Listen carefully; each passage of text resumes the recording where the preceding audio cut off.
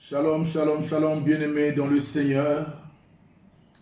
Bienvenue encore dans cette école d'instruction, de connaissance de notre Seigneur Jésus-Christ. Que la paix du Seigneur qui surpasse tout entendement soit le partage de chacun de nous. Alléluia, alléluia. L'instant glorieux est arrivé. Le moment de Dieu est arrivé. Remplis-nous, remplis-nous. Esprit de Dieu remplis, remplis-nous, remplis-nous. Cher Saint-Esprit, remplis-nous. C'est le moment, nous avons besoin de toi.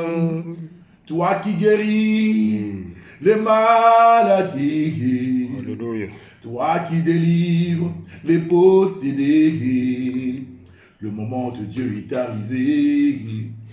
Inonde-nous, inonde-nous. Esprit de Dieu, inonde, inonde-nous, inonde-nous. Oh cher Saint-Esprit, inonde-nous. C'est le moment. Nous avons besoin de toi. Nous validons la présence du Saint-Esprit au niveau de nous, là où tu es, en ce lieu. Nous acclamons la présence de Monsieur le Saint-Esprit, le véritable enseignant de la parole de Dieu.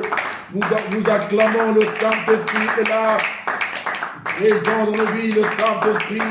Celui qui est aux commandes ce matin, le Saint-Esprit, celui qui nous conduit ce matin, le conducteur de l'Église, le Saint-Esprit de Dieu. Nous ne pouvons rien faire sans le Saint-Esprit. L'Église n'est rien sans le Saint-Esprit. Il n'y a pas de puissant dans l'Église sans le Saint-Esprit. Voilà pourquoi, Saint-Esprit, nous te disons merci pour ta sainte et glorieuse présence au milieu de nous ce matin. Nous saluons ta présence par des acclamations, des alléluia et des amen. Alléluia. Amen, amen, amen, amen, amen, amen, amen, amen, amen, amen. Du Saint-Esprit. Alléluia. Là où tu es, là où tu es, là où tu es. Valide la présence du Saint-Esprit. Il est avec toi, là où tu es. Il est ici. Toi qui nous sur ce moment. Valide la présence du Saint-Esprit. C'est toi qui nous conduis ce matin, Saint-Esprit.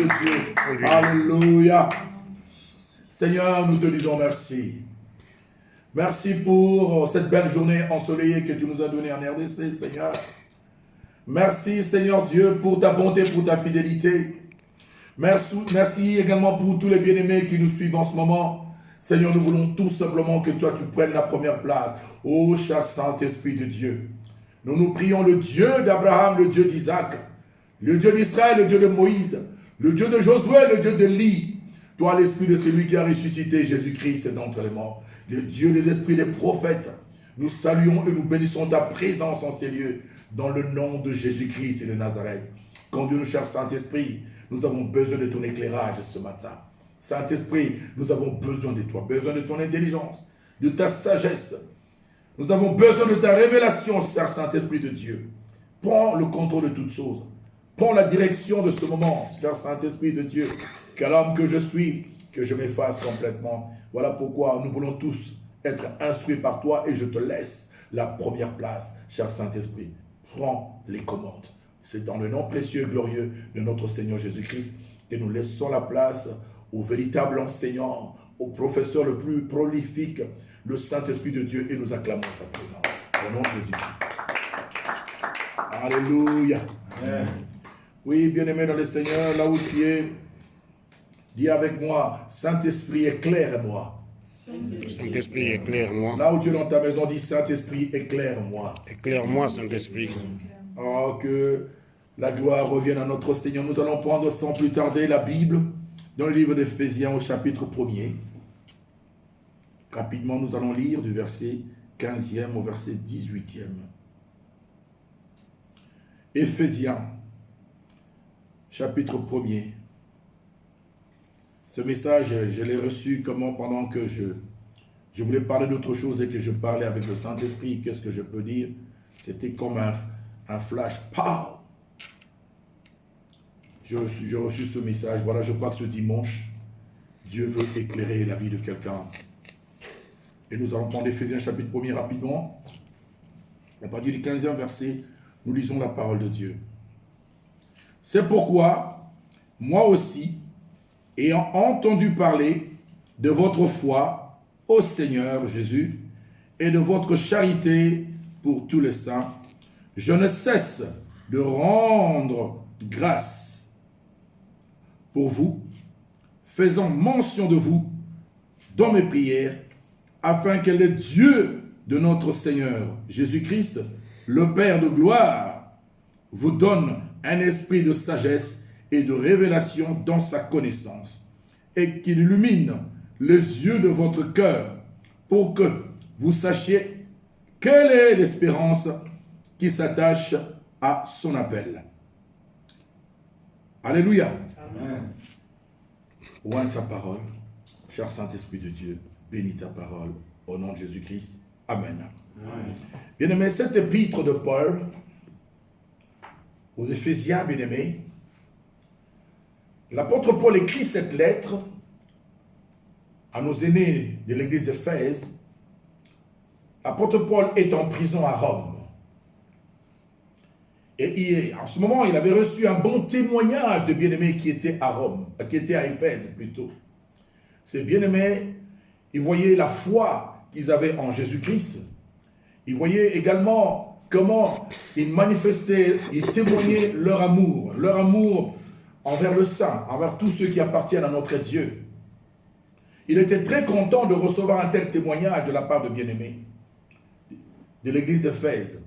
Voilà pourquoi il va leur écrire cette lettre. Étant emprisonné, c'était son premier emprisonnement à Rome. Il va leur écrire cette lettre. C'était vers les années 60 après Jésus-Christ, entre 60 et 62 après Jésus-Christ. Bien-aimé dans le Seigneur, il va leur écrire cette lettre. Bien-aimé, il a vu qu'il y avait un besoin dans l'église. Il y avait des hommes qui aimaient, qui avaient la foi en Jésus-Christ. Les fidèles et les saints qui aimaient le Seigneur. Et il y avait un amour fraternel entre frères et sœurs dans le Seigneur. Et il a trouvé que c'était un bon témoignage qu'il avait reçu de la part pour nos bien-aimés de l'église d'Éphèse. Voilà pourquoi il va leur envoyer cette lettre, cette épître. Les épîtres sont des lettres écrites et envoyées à des communautés ou à des personnes bien précises. Ça, c'est une lettre qui est envoyée à une communauté. Bien-aimés dans le Seigneur, dans cette lettre, l'apôtre Paul leur dit ceci: ayant appris tout ce que vous êtes en train de faire, je ne cesse de prier pour vous. Je ne cesse d'intercéder pour vous, de faire mention de vous dans mes prières. Et je demande une chose à l'Éternel, que le Dieu de notre Père, le Dieu de notre Seigneur Jésus-Christ, le Père de notre Seigneur Jésus-Christ, notre Père, je prie à ce qu'il vous donne un esprit de sagesse et de révélation dans sa connaissance. Qu'il illumine également les yeux de votre cœur, afin que vous sachiez quelle est l'espérance qui s'attache à son appel. Donc, il y a trois choses que l'apôtre Paul prie à Dieu, demande à Dieu, intercède en faveur de ses bien-aimés d'Éphèse. Il y a trois choses: l'esprit de sagesse, l'esprit de révélation dans sa connaissance, dans la connaissance de Dieu, et l'illumination, l'éclairage, alléluia, qui ouvre vos yeux. En d'autres termes, dans notre version, il est écrit: l'apôtre Paul, dans sa prière d'intercession pour le saint et les fidèles en Jésus-Christ qui étaient à Éphèse, écoutez, l'apôtre Paul demande à Dieu d'ouvrir les yeux de leur intelligence. Alléluia. Les yeux de leur intelligence, les yeux spirituels, les yeux de leur cœur, qu'il ouvre les yeux de leur intelligence. Alléluia. Il dit: ainsi vous pourrez connaître l'espérance qu'il vous a donnée en vous appelant. Alléluia. On ne peut pas connaître l'espérance que Dieu nous a donnée en nous appelant si nos yeux spirituels, les yeux de l'intelligence ne sont pas encore ouverts. Voilà pourquoi l'apôtre Paul met l'accent dans sa prière sur ce point-là. Il prie Dieu. Il veut que ce peuple-là soit illuminé. Il veut que ce peuple-là, bien-aimé, reçoive l'éclairage de l'Esprit de Dieu. Bien-aimé dans le Seigneur, Et il demande également qu'ils aient la révélation, n'est-ce pas? La révélation, l'esprit de révélation dans sa connaissance. Que ce peuple apprenne à connaître Dieu en profondeur, dans toutes ses dimensions, comme il est dit bien dans Éphésiens ici. Je prie Dieu pour que vous puissiez les connaître en hauteur, en profondeur, en longueur et en largeur. C'est-à-dire, il prie Dieu pour que ce peuple bien-aimé connaisse Dieu dans ses dimensions multiformes. Ça, c'était d'ailleurs, quand nous regardons le ministère terrestre de notre Seigneur Jésus-Christ, il avait deux grands objectifs à poursuivre quand il était avec ses disciples. Le premier objectif, c'était quoi? Apprendre à ses disciples à mieux connaître Dieu. Qui peut dire amen avec moi? Apprendre à ses disciples à mieux connaître Dieu. Et le deuxième objectif, c'était de leur transmettre sa personnalité. Nous voyons ici que l'apôtre Paul est sur les traces de son Seigneur, les traces de notre Seigneur Jésus-Christ de Nazareth. Alléluia. Bien-aimés, les choses de Dieu ne peuvent se comprendre ou ne peuvent être discernés que par ceux qui sont éclairés par le Saint-Esprit. Quelqu'un dit amen avec moi. Amen. Les choses de Dieu, on ne peut pas les comprendre ni les discerner, bien aimé, en faisant des recherches scientifiques ou philosophiques. Alléluia. Ou en allant dans des universités théologiques. Alléluia.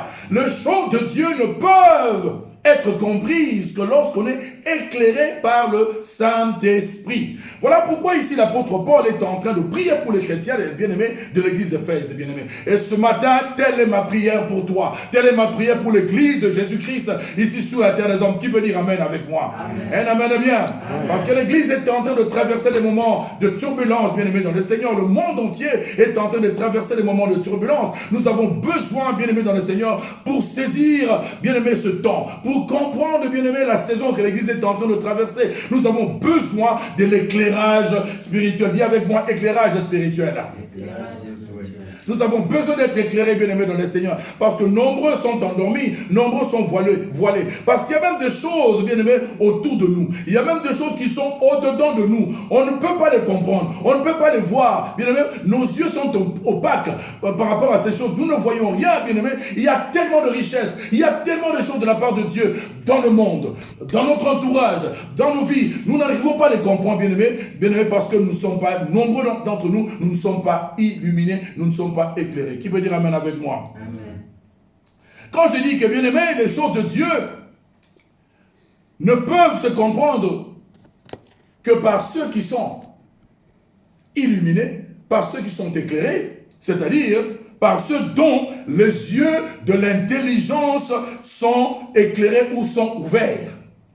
Tu ne peux comprendre les choses de Dieu que lorsque tu es ouvert spirituellement. Lorsque tu n'es pas éclairé, bien-aimé, spirituellement par le Saint-Esprit, tu ne peux pas comprendre les choses de Dieu. Tu vas marcher, bien-aimé, comme un aveugle.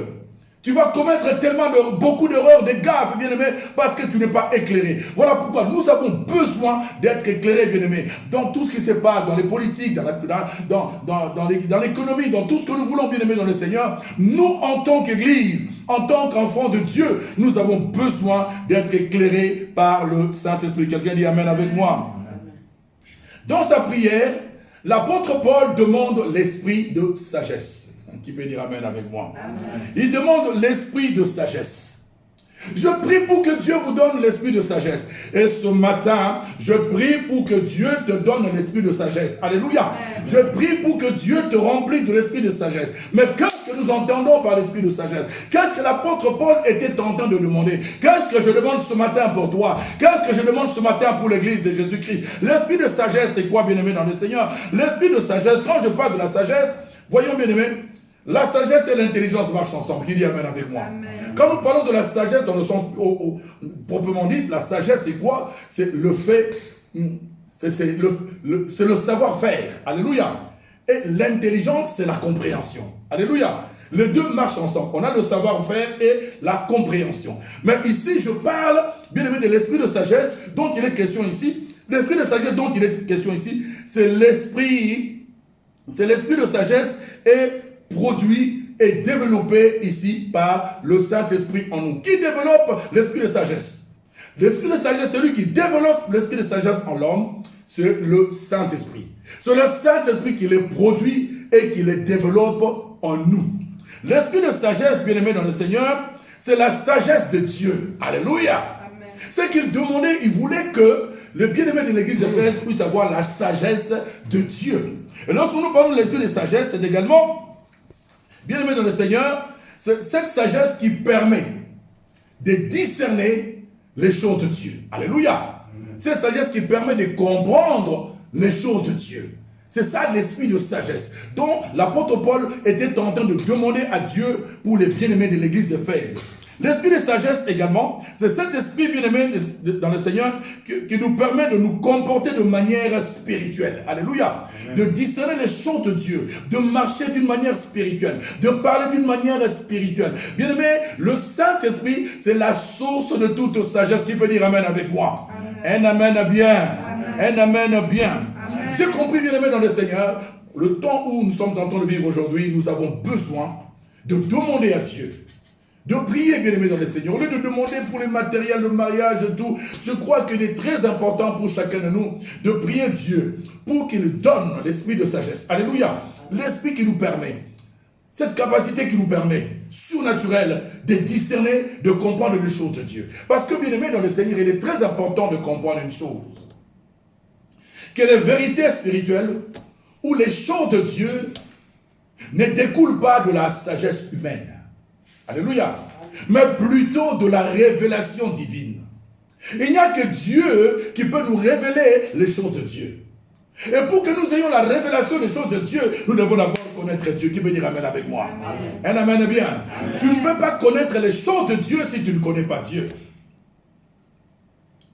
Or, pour connaître Dieu, la porte d'accès à la révélation de Dieu, c'est Jésus-Christ de Nazareth. Quelqu'un dit amen avec moi. Amen. Un amen Dieu, un amen bien. Tu ne peux pas avoir accès à la révélation de Dieu si tu n'as pas reçu le Saint-Esprit, si tu n'as pas le Fils en toi. Parce que la Bible dit, c'est le Fils qui révèle le Père. Quelqu'un dit amen avec moi. Amen. C'est le Fils qui révèle le Père. Tu ne peux pas avoir la révélation du Dieu créateur si tu n'as pas le Fils en toi. Donc, la porte d'accès à la révélation divine, c'est Jésus-Christ de Nazareth. La première démarche, c'est de recevoir Jésus dans sa vie comme Seigneur et Sauveur. Alléluia. Bien-aimé, il y a connaître Dieu et connaître Dieu. Parce que nous sommes en train de parler de l'esprit de sagesse et de la révélation dans sa connaissance. Alléluia. Lorsque nous parlons de la révélation dans sa connaissance, il y a connaître Dieu et connaître Dieu. Ce n'est pas le fait d'appartenir à une assemblée chrétienne quelconque, ou d'avoir sa Bible, d'aller tout le dimanche à l'église, ou d'aller d'un camp biblique à un autre, de séminaire en séminaire, de convention en convention, ou de fréquenter une école théologique quelconque, que cela nous donne la connaissance de Dieu. Nous sommes en train ici de parler de la révélation dans sa connaissance. Alléluia. Je pourrais donner juste un exemple, bien-aimé dans le Seigneur. Quand nous lisons la parole de Dieu dans Matthieu chapitre 16, à partir du 13e verset, la Bible dit, Jésus s'étant rendu dans les territoires de Césarée de Philippe, n'est-ce pas? Et il demanda à ses disciples, qui dit-on que je suis? Qui dit-on que je suis, moi, le Fils de l'homme? Il répondit, les uns répondirent, que tu es Jean-Baptiste. Ils disent que tu es Jean-Baptiste. Ils disent que tu es Élie. Ils disent également que tu es Jérémie ou tu es l'un des prophètes. Voyez que ces disciples étaient avec Jésus pendant tout ce temps, mais ils n'avaient pas la révélation de la personne de Jésus. Ils ne connaissaient pas Jésus. Ils connaissaient l'homme de Galilée qui leur donnait à manger, qui priait pour eux, ils voyaient des miracles. Ils se disaient sûrement, certainement, cet homme sera le roi, le futur roi des Juifs.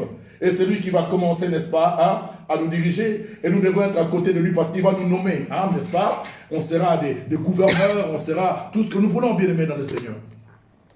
Bien-aimés dans le Seigneur, ils ne connaissaient pas véritablement Jésus. Et pourtant, il était avec lui. Et nous allons voir, en suivant les Écritures, Jésus va leur poser la question de savoir, et qui dites-vous que moi je suis? Vous maintenant. Parce que là, vous avez répondu. Selon ce que vous avez entendu, n'est-ce pas? Les gens dire, n'est-ce pas? Vous avez entendu les gens dire, voilà, il est Jean-Baptiste, il est Élie, il est Jérémie, ou encore l'un des prophètes. Ça, vous avez répondu selon les suppositions des autres. Mais vous n'avez pas vraiment répondu, et vous, qu'est-ce qui dites-vous que je suis? Là, c'est l'apôtre Pierre qui va prendre la parole, saisi par la révélation, il dira, Dieu le Christ, le Fils du Dieu vivant. Écoutez-moi bien. Il dit, tu es heureux, Simon, fils de Jonas. Car ce n'est ni la chair ni le sang qui t'ont révélé ces choses. C'est mon Père qui est dans les cieux. Il voulait lui dire, la source de ta révélation est divine. Qui peut dire amen avec moi? Amen. Ce n'est ni la chair et le sang qui t'ont révélé ces choses. Bien aimé, on ne peut pas connaître le Seigneur par l'intelligence ou en faisant des recherches quelconques. Bien aimé, nul ne peut dire que Jésus est Seigneur s'il le dit par l'Esprit de Dieu, selon les Écritures. Alléluia. Bien aimé, il y a connaître Dieu et connaître Dieu. Je disais, bien aimé, les choses ou les vérités spirituelles ne découlent pas de la sagesse de l'homme, mais de la révélation divine. Alléluia. C'est très important, bien aimé, de prier. De prier pour que le Saint-Esprit te donne, répande dans son Église l'esprit de sagesse et de révélation dans sa connaissance. Bien aimé, nous sommes appelés, bien aimé, à discerner les choses de Dieu. Nous sommes appelés à connaître les choses de l'Esprit. Vu le temps que l'Église, le monde est en train de traverser, nous, l'Église, nous sommes la réponse de Dieu. Je l'ai toujours dit, nous sommes la réponse de Dieu pour ce monde en perte de vitesse. Les réponses que le monde cherche, les questions que le monde se pose, le monde doit trouver des réponses dans l'Église. Voilà pourquoi je prie, bien-aimé dans le Seigneur, j'intercède pour toi ce matin. Cette nuit, j'ai intercédé et je continue à intercéder pour toi, pour que le Dieu de notre Seigneur Jésus-Christ, notre Père, te donne un esprit de sagesse et de révélation dans sa connaissance, pour que nous puissions connaître Dieu dans toutes ses dimensions multiformes. Alléluia. Pour que nous soyons également capables de discerner les choses de Dieu. Pour que nous ayons un comportement à la manière du Saint-Esprit. Alléluia. Bien aimé, je voudrais que cette semaine, je voudrais que ces derniers temps, même si tu peux prendre un temps dans le jeûne de prière, si tu peux prier ces derniers temps, prie pour que Dieu te donne un esprit de sagesse. Prie pour que Dieu répande dans ton église, dans ton assemblée là où tu es. Prie pour que Dieu répande l'esprit de sagesse et de révélation dans sa connaissance. Prie pour que Dieu, bien-aimé, éclaire. Lorsqu'il parle, je demande à ceux qui puissent illuminer les yeux de votre cœur. Ah, là, je dis, c'est la parole. Ça, j'aime. Donc, ça dit, il demande à Dieu d'ouvrir les yeux de leur intelligence. L'illumination. Ouvrir les yeux de leur intelligence. Ainsi, ils pourront connaître l'espérance qu'il leur a donnée en les appelant. Bien-aimés, pour que nous puissions comprendre l'espérance qu'il nous a donnée en nous appelant, bien-aimés, nous avons besoin d'être éclairés. Dis avec moi, Saint-Esprit, éclaire-moi. Saint-Esprit, éclaire-moi. Ouvre les yeux de mon intelligence. Voilà, ce sont de telles prières en tant que disciples, en tant qu'enfants de Dieu. Ce sont ces genres de prières que nous devons faire. Ce sont des genres d'intercession que nous devons faire pour nos bien-aimés, pour notre Église, pour ceux qui nous conduisent. Saint-Esprit de Dieu, donne à mon pasteur un esprit de sagesse et de révélation dans ta connaissance. Saint-Esprit, illumine les yeux, ouvre les yeux de l'intelligence de mon pasteur, de mon frère, de ma soeur, de mon diacre. Saint-Esprit, nous avons besoin de ça. Bien-aimés dans le Seigneur, c'est comme ça que nous serons capables, bien-aimés dans le Seigneur, capables de discerner les temps, de discerner ce que Dieu est sur le point d'accomplir en ces temps de la fin. Est-ce que je parle à quelqu'un ce matin? Est-ce que je parle à quelqu'un? Si cette parole t'est adressée, tu acclames le Seigneur, notre Dieu. Tu acclames le Seigneur.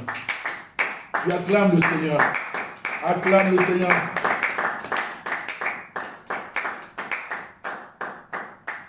Alléluia. Amen. Telle est ma contribution pour toi ce matin. Telle est ma prière pour toi ce matin. Je prie Dieu, comme l'apôtre Paul, qui ne cessait de faire mention de ses bien-aimés d'Éphèse dans ses prières. Ces bien-aimés qui aiment le Seigneur comme toi, tu aimes le Seigneur. Il a trouvé ce qu'il faut, ce qui est juste, en suivant les traces de notre Seigneur. Il prie, il intercède, il demande à Dieu d'ouvrir les yeux de leur intelligence. Alléluia. Ma prière ce matin est que Dieu ouvre les yeux de ton intelligence, afin que tu comprennes, afin que tu saisisses, bien-aimé dans le Seigneur, l'espérance qu'il t'a donnée lorsqu'il t'a appelé. Alléluia. Quelle est cette espérance? Bien-aimé, lorsque nous allons comprendre l'espérance qu'il nous a donnée, au moment où il nous a appelés, au moment de notre appel, bien-aimé, nous n'aurons plus le temps à nous faire du mal les uns contre les autres. Qui peut dire amen avec moi? Amen. Parce que quelle est cette espérance? C'est l'espérance de la vie éternelle. Qui peut dire Amen avec moi? Amen. Et nous savons qu'il y a une cité céleste qui nous attend. Alléluia. Donc ce qui est à venir, ce qui vient est meilleur que ce que nous vivons aujourd'hui. Lorsque, bien-aimés dans le Seigneur, nous avons la compréhension de cette espérance, bien-aimés, nous n'allons plus nous jalouser. Alléluia. Nous n'allons plus nous critiquer. Nous n'allons plus nous faire du mal, bien-aimés dans le Seigneur. Nous allons nous focaliser vers cette cité céleste que Dieu a préparée pour nous. Qui peut dire Amen avec moi? Amen. Vous savez pourquoi beaucoup de gens se font de mal? Vous savez pourquoi beaucoup de gens se jalousent? Pourquoi il y a la méchanceté parmi les gens? Parce qu'ils ne sont pas encore illuminés. Parce qu'ils ne sont pas encore éclairés. Parce que ce sont les gens qui s'affectionnent encore aux choses terrestres. Je l'ai toujours répété, bien-aimés, nous devons nous affectionner aux choses d'en haut et non aux choses d'en bas. Les choses d'en bas sont périssables. Tout sur la terre passera. Alléluia. Mais nous devons nous attacher aux choses d'en haut parce que les choses d'en haut sont éternelles. Je bénis encore Dieu pour Jacques. Vous voyez comment Jacques, donc quand vous lisez la parole de Dieu, dans Jacques chapitre 3, verset 17, Jacques est en train de montrer, d'étaler les qualités de la sagesse d'en haut. Cette sagesse que nous devons rechercher. L'esprit de sagesse. Cette sagesse dont Jacques parle ici, c'est une sagesse d'en haut. La sagesse, il dit, la sagesse d'en haut, premièrement. Quand vous voyez Jacques chapitre 3, verset 17, il dit, la sagesse d'en haut est premièrement pure. Et ensuite, elle est modérée. Il dit, elle est conciliante. Elle est pleine de miséricorde et de bons fruits. Nous devons rechercher la sagesse d'en haut. Lorsque nous avons la sagesse d'en haut, bien aimé, nous aurons une pureté de cœur. Quelqu'un dit Amen avec moi. Amen. Lorsque nous recherchons la sagesse de Dieu, l'esprit de sagesse, lorsque nous demandons l'esprit de sagesse, c'est le Saint-Esprit lui-même qui va produire et développer en nous l'esprit de sagesse. Qui dit Amen avec moi. Prions, bien aimé, dans le Seigneur, pour que nous ayons l'esprit de sagesse et de révélation dans sa connaissance, bien aimé. Ce sont les ressources spirituelles, bien-aimés, qui nous permettront, bien-aimés, dans le Seigneur, bien-aimés, de discerner ce que Dieu attend de chacun de nous. Vous savez, lorsque je parle de l'esprit de sagesse, c'est également, comment je peux appeler ça? L'esprit de sagesse, bien-aimés, c'est également quelque chose qui vient de la nature du Saint-Esprit. Comment je peux l'appeler? L'esprit de sagesse, ça vient de la nature du Saint-Esprit même. Quand nous lisons la parole de Dieu dans Ésaïe chapitre 11, au 2e verset, même à partir du 1er verset, on dit, puis un rejeton sortira, n'est-ce pas, du tronc d'Isaïe, Isaïe, le père de David, n'est-ce pas, de la tribu de Juda. Alléluia. Et puis il dit quoi? Il dit, un rejeton naîtra, n'est-ce pas, de ses racines. N'est-ce pas? Quand vous voyez, il dit 2 points, l'esprit de sagesse, il dit, bien aimé, ce sont les attributs. Alléluia. Ce sont les attributs de la nature du Saint-Esprit. Quand on parle de l'esprit de sagesse est un attribut particulier de la nature du Saint-Esprit. Nous devons avoir, bien aimé, l'esprit de sagesse. Nous devons désirer l'esprit de sagesse. C'est par l'esprit de sagesse que nous aurons la capacité de discerner les choses de Dieu. Même lorsqu'on parle de don de discernement des esprits, le don de discernement des esprits découle de l'esprit de sagesse de Dieu. Qui peut dire Amen avec moi? Amen. Nous avons besoin, bien aimé, parfois c'est compliqué de discerner quel esprit anime telle ou telle personne. Mais lorsque nous avons l'esprit de sagesse nous donnera la capacité de discerner également tel esprit est de Dieu ou n'est pas de Dieu par le don spirituel qui est le don de discernement des esprits. Alléluia. Amen. C'est ce que l'Église doit rechercher en ce temps de la fin. Parce que l'ennemi s'est tellement dressé contre l'Église. L'ennemi n'a plus beaucoup de temps, bien-aimé dans le Seigneur. C'est pourquoi nous sommes appelés à être éclairés. Alléluia. Lorsque nous sommes éclairés, nous aurons la capacité de contrer les ruses du diable. Nous aurons la capacité de comprendre le jeu du diable. Mais si nous ne sommes pas éclairés, ça sera difficile pour nous. Voilà pourquoi je prie ce matin, bien-aimé dans le Seigneur, toi qui es là, qui me suis en ce moment, prie Dieu pour qu'il te donne un esprit de sagesse et de révélation dans sa connaissance. Et que notre Dieu éclaire également, éclaire et ouvre les yeux de ton intelligence, éclaire ton intelligence, illumine les yeux de ton esprit, les yeux de ton cœur, les yeux de l'intelligence, que Dieu les éclaire au nom de Jésus-Christ de Nazareth. Aujourd'hui, je n'ai ni or ni argent te donner. Ce que j'ai aujourd'hui, c'est cette prière pour toi. C'est cette prière pour toi. Il dit, demandez, je vous donnerai. Cherchez, vous trouverez. Frappez, vous ouvrirez. On vous ouvrira. Voilà pourquoi je vais te demander ce matin, bien-aimé dans le Seigneur, de prier dans la semaine, de demander à Dieu l'esprit de sagesse. L'esprit de sagesse. L'esprit de sagesse qui te permet de discerner les choses de Dieu. De demander également à Dieu de te donner l'esprit de révélation dans sa connaissance. Tu dois apprendre à connaître Dieu en profondeur, non superficiellement, mais connaître Dieu. Apprendre à entendre la voix de Dieu. Apprendre à comprendre comment est-ce que Dieu fonctionne. Et prie également Dieu pour qu'il t'éclaire. Au nom de Jésus-Christ, nous allons faire cette prière ensemble, bien-aimés dans le Seigneur. Dis avec moi, Père éternel, Père éternel, dans le nom de Jésus-Christ, je te prie par le Saint-Esprit, de m'éclairer ce matin, que les écailles tombent de mes yeux, illumine-moi, ouvre les yeux de mon intelligence, pour que je comprenne, pour que je saisisse les choses de Dieu.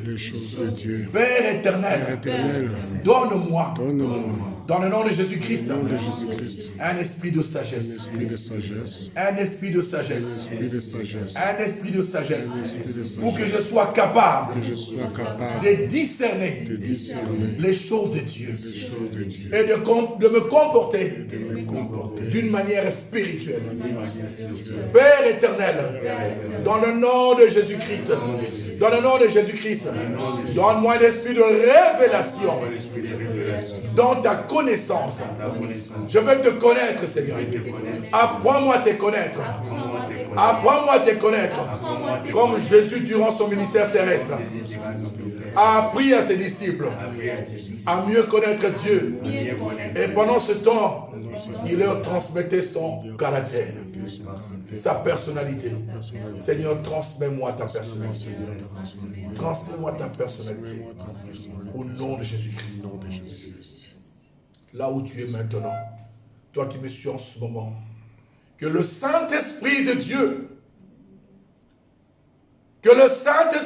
par son esprit de sagesse, remplisse ton être tout entier maintenant. Dans le nom de Jésus-Christ.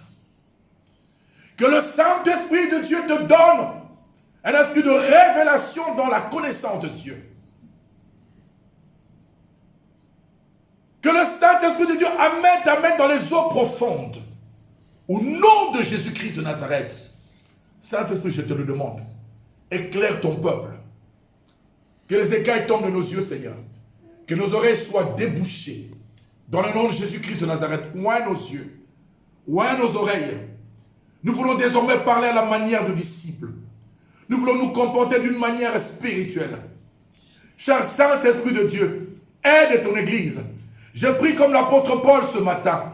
Donne à ton Église, donne à ton peuple un esprit de sagesse et de révélation dans ta connaissance. Et illumine les yeux de nos cœurs afin que nous sachions quelle est l'espérance qui s'attache à ton appel, Seigneur.